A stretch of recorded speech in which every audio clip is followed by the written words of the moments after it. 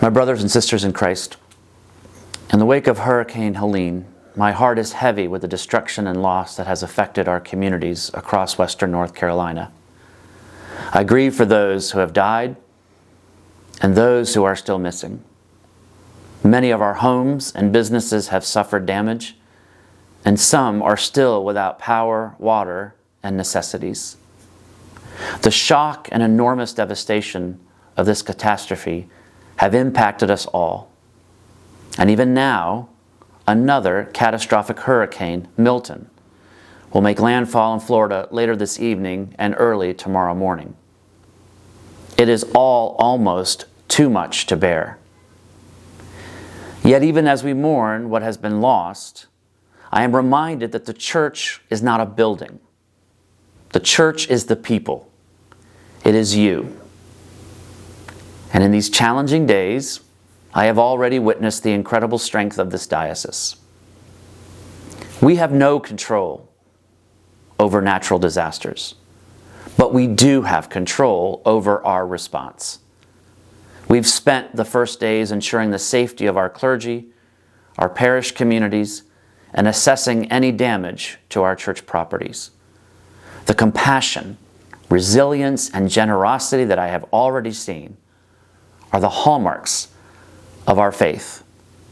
Your acts of kindness, your willingness to help your neighbors, and your commitment to live out the love of Christ in this moment, bringing light into the darkness. As we move from the search and rescue phase to the recovery phase, know that along with the diocesan staff, I am ensuring that relief efforts are coordinated. And while the road to recovery will be long, know that you are not alone. In times like these, I'm confident the strength and perseverance that have long defined the Diocese of Western North Carolina will shine through. And we are already coming together to meet this challenge with our steadfast Appalachian spirit. Given the current situation, our Diocesan Executive Council has discerned a couple of important decisions so that we can direct our energy and attention to recovery and relief efforts. Namely, we are modifying our annual convention in November.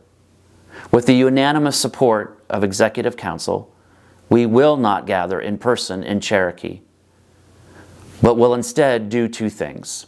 First, we will hold a brief online business meeting on Friday, November 8th in the early evening.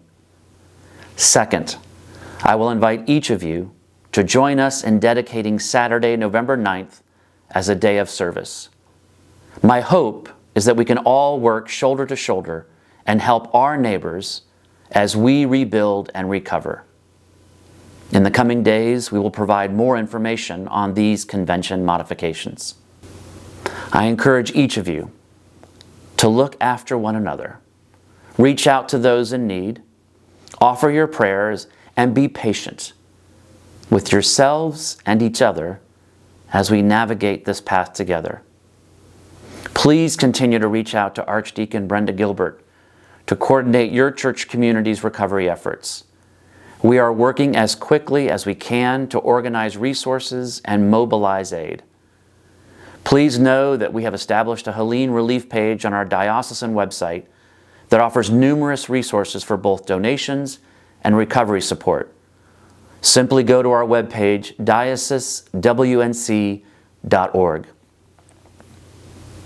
Above all, remember the words of the psalmist in Psalm 46.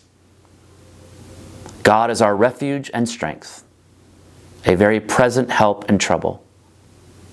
Trust that the Spirit is moving among us even now, bringing healing, hope, and the peace that only Christ can give. And in the midst of this, let us not forget that we're all human.